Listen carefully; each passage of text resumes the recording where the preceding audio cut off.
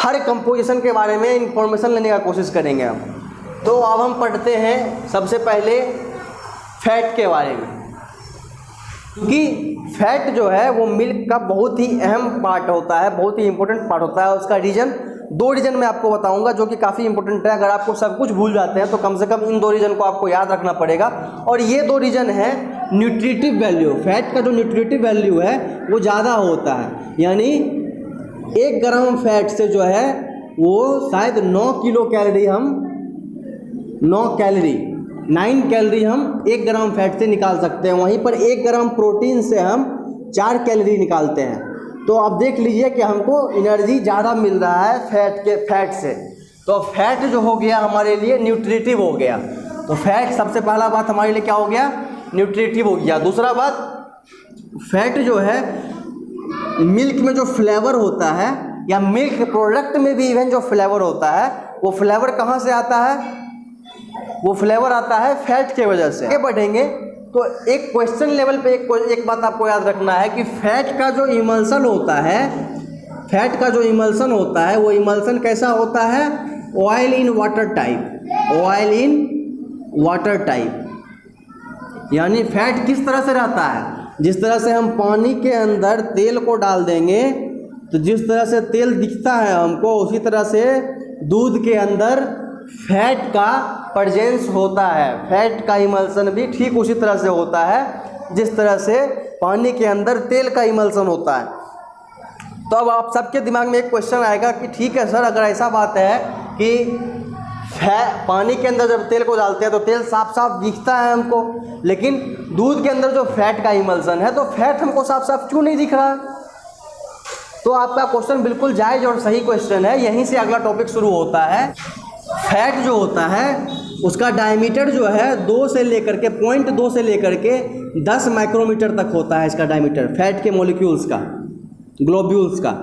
Fat जो होता है वो मॉलिक्यूल के फॉर्म में नहीं रहता है, किसके फॉर्म में रहता है, वो ग्लोब्यूल के फॉर्म में रहता है। अब ग्लोब्यूल क्या होता है, ग्लोब्यूल हम पहले पढ़ चुके हैं, याद कीजिए, हमने 11th क्लास में ग्लोब्यूल पढ़ा था डाइजेशन के टाइम पे। जब हम फैट का डाइजेशन कर रहे थे तो उस समय भी हमने ग्लोब्यूल्स पढ़ा था। ग्लोब्यूल्स का मतलब जो होता है वो ये होता है कि ये रहा फैट और फैट के चारों तरफ जो घेरा बना हुआ है वो घेरा किसका बना हुआ है, प्रोटीन का बना हुआ है। किसका घेरा बना हुआ है, प्रोटीन का। फैट के चारों तरफ जो घेरा बना हुआ है प्रोटीन का। जब ऐसा स्ट्रक्चर हमको देखने के लिए मिलता है कि फैट के चारों तरफ प्रोटीन का घेरा हो तो उस स्ट्रक्चर को हम ग्लोब्यूल बोलते हैं। तो ये हो गया हमारा फैट का ग्लोब्यूल। फैट का क्या हो गया, ये हमारा ग्लोब्यूल हो गया। तो इसका डायमीटर जो होता है वो कितना होता है, 0.2 से 10 माइक्रोमीटर तक होता है। तो अब देखिए एक बात यहाँ पे गौर करने वाला चीज़ है। अच्छा, इसमें एक बात जो होती है, इसमें एक बात जो अभी गौर करने वाली चीज़ है वो मैं आपको बता देता हूँ, उसको फिर मैं बाद में एक्सप्लेन करूँगा।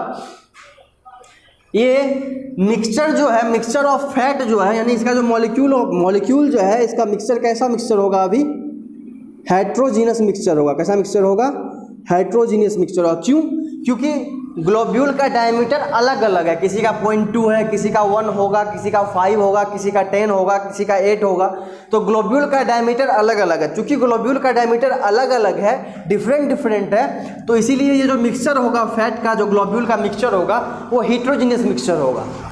अब 5वां बात जो हमको समझना है वो ये है, स्पेसिफिक ग्रेविटी जो होता है फैट का जो स्पेसिफिक ग्रेविटी होता है फैट के ग्लोब्यूल्स का, किसका, फैट के इन हेट्रोजेनियस ग्लोब्यूल्स का जो स्पेसिफिक ग्रेविटी होता है वो काफ़ी कम होता है।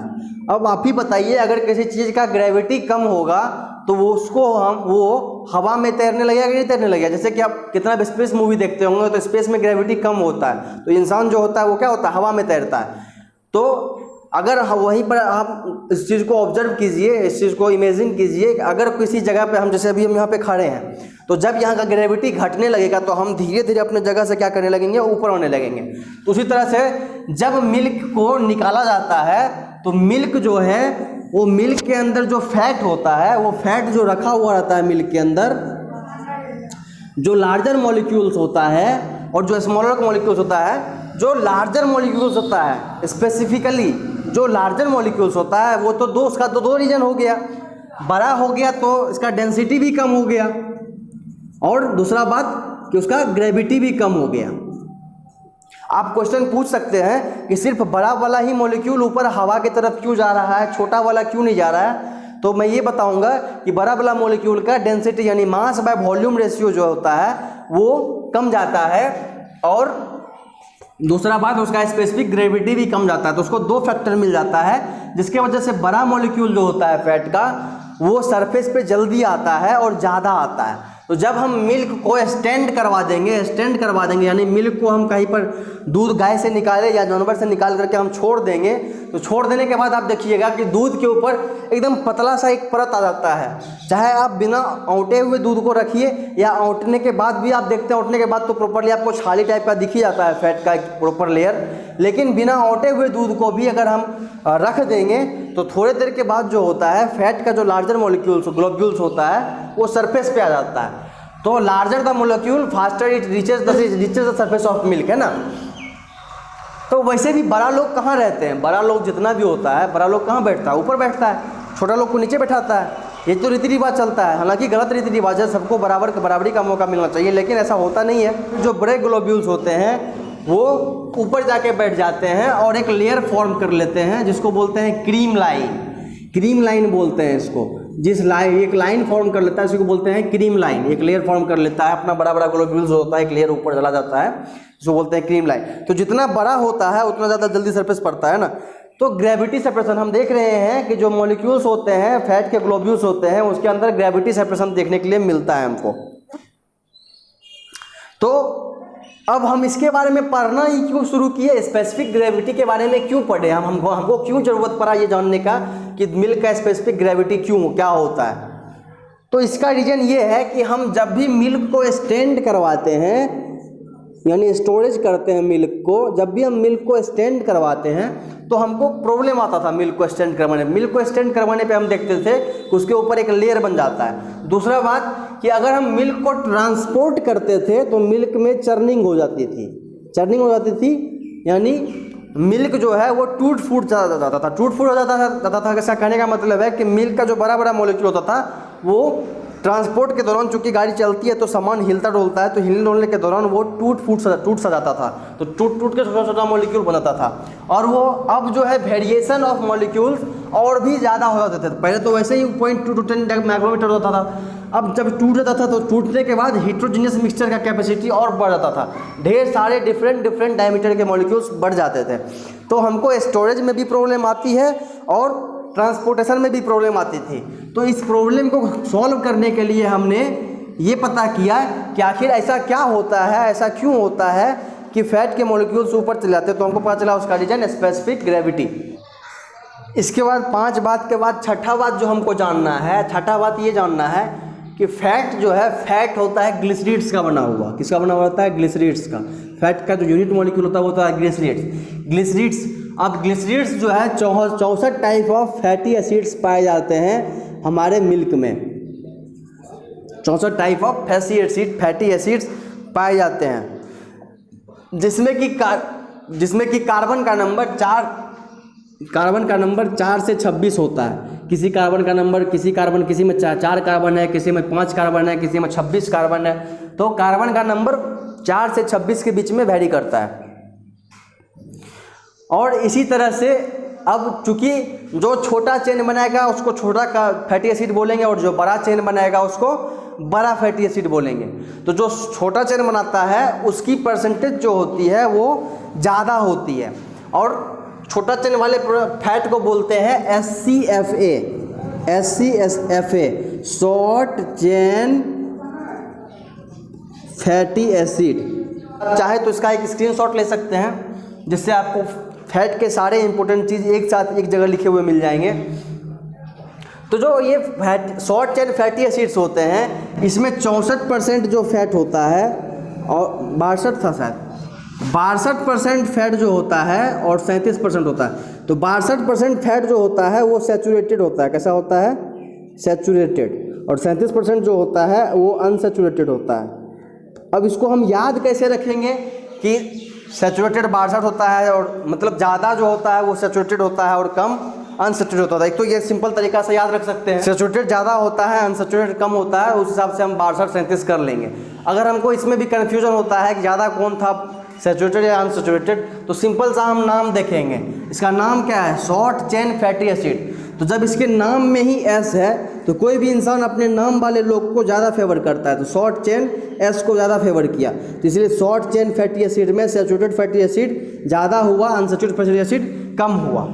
यानी 62% सैचुरेटेड फैटी एसिड हुआ और 37% अनसैचुरेटेड फैटी एसिड्स हुआ। मिल्क जो है वो मिक्सचर ऑफ सेवरल ग्लिसरीड्स है। तो जब ढेर सारा ग्लिसरीड्स रहेगा, अगर ढेर सारे लोग बैठे हुए रहेंगे तो सबके सहने का क्षमता तो अलग अलग होगा ना। तो जब इसको हम गर्म करेंगे तो कोई कम गर्मी में ही उबल जाएगा, कोई ज़्यादा गर्मी तक सह लेगा, ज़्यादा गर्मी को भी सह लेगा, तो इसके टॉलरेंस का कैपेबिलिटी ज़्यादा होता है। यही कारण है कि इसका जो मेल्टिंग पॉइंट है, इसको मेल्टिंग पॉइंट जो होता है इसका, कोई एक ट्रू मेल्टिंग पॉइंट नहीं होता है, वेरिएबल मेल्टिंग पॉइंट होता है। मिल्क का जो मेल्टिंग पॉइंट होता है वो वेरिएबल होता है, ट्रू मेल्टिंग पॉइंट नहीं होता है, क्योंकि मिल्क का जो मॉलिक्यूल ग्लिसरीड्स है वो ग्लिसरीड्स का साइज छोटा बड़ा होता है depending upon number of carbon. तो इसके वजह से जो बड़ा चेन है उसको तोड़ने में ज़्यादा हीट लगेगा, छोटा चेन है उसको तोड़ने में कम हीट डिपेंड करता है कि कार्बन के बीच में लिंक बॉन्ड कैसा है, सिंगल बॉन्ड है या डबल बॉन्ड है। सिंगल बॉन्ड रहेगा तो ज़्यादा समय लगेगा, डबल बॉन्ड रहेगा तो कम समय लगेगा, है ना। यानी अनसैचुरेटेड, अनसैचुरेटेड का मतलब हुआ वो वाला जिसमें डबल बॉन्ड या ट्रिपल बॉन्ड होता है। सैचुरेटेड का मतलब वो हुआ जिसके अंदर सिंगल बॉन्ड होता है। जो सिंगल बॉन्ड वाला कार्बन होगा उसको हीट करने में ज़्यादा टेम्परेचर लगेगा, और जो डबल बॉन्ड या ट्रिपल बॉन्ड वाला कार्बन होगा उसको हीट करने में कम टेम्परेचर लगेगा, क्योंकि double bond triple bond less stable होता है in comparison to single bond. तो इसी कारण से इसका मेल्टिंग पॉइंट जो होगा वो वेरिएबल होगा। मेल्टिंग पॉइंट वेरिएबल होगा तो इसका यूजुअली जो मेल्टिंग पॉइंट होता है वो 10 से 17 डिग्री सेल्सियस के बीच में होता है। यूजुअल मेल्टिंग पॉइंट जो होता है वो मिक्स ऑफ ग्लिसरीड्स होते हैं, तो मिक्स ऑफ ग्लिसरीड का जो यूजुअल मेल्टिंग पॉइंट देखा गया है वो 10 से 17 के बीच देखा गया है। मिल्क का जो स्ट्रक्चर है वो ढेर सारा अलग अलग स्ट्रक्चर है based on the number of carbons. तो इसका जो जिस भी इंसान का जिस भी चीज़ का स्ट्रक्चर मॉर्फिज्म अलग अलग होता है उसको बोलते हैं पॉलीमॉर्फिक। पॉलीमॉर्फिक, पॉली मीन्स ढेर सारा, मॉर्फिक मतलब फिजिकल स्ट्रक्चर। तो जिसका ढेर सारा फिजिकल स्ट्रक्चर होता है उसको बोलते हैं पॉलीमॉर्फिक। अब जो पॉलीमॉर्फिक होगा उसके कैरेक्टर्स भी डिफरेंट होंगे। तो यही कारण है कि कुछ मिल्क को, अगर मिल्क प्रोडक्ट को या मिल्क को हम अगर स्टोर करते हैं वोलेटाइल ऑर्डर के सामने, जहाँ पर स्मेल है वहाँ पे अगर हम स्टोर करते हैं, कोई ऑर्डर अगर वोलेटाइल ऑर्डर है कहीं पर, यानी बदबूदार जगह है, वहाँ पे अगर मिल्क या मिल्क प्रोडक्ट को हम स्टोर करते हैं तो हम पाते हैं कि जो हमारा मिल्क प्रोडक्ट होता है वो उसके ऑर्डर को एब्जॉर्ब कर लेता है और उसका ऑर्डर ख़राब हो जाता है। तो इसलिए हमको मिल्क या मिल्क प्रोडक्ट को किसी भी वोलेटाइल ऑर्डर के आसपास या बदबूदार जगह के आसपास नहीं रखना चाहिए। So this was all about the fat. अगर आपको वीडियो पसंद है तो प्लीज़ वीडियो को लाइक कीजिए, और अगर आपको ज़्यादा बेहतर लगा और आपका कोई फ्रेंड फैट के बारे में, मिल्क फैट के बारे में इंटरेस्टेड है तो उसके साथ शेयर कीजिए वीडियो को, और चैनल को सब्सक्राइब कीजिए। मिलते हैं नेक्स्ट वीडियो में। Till then be safe, be happy, keep smiling, bye bye.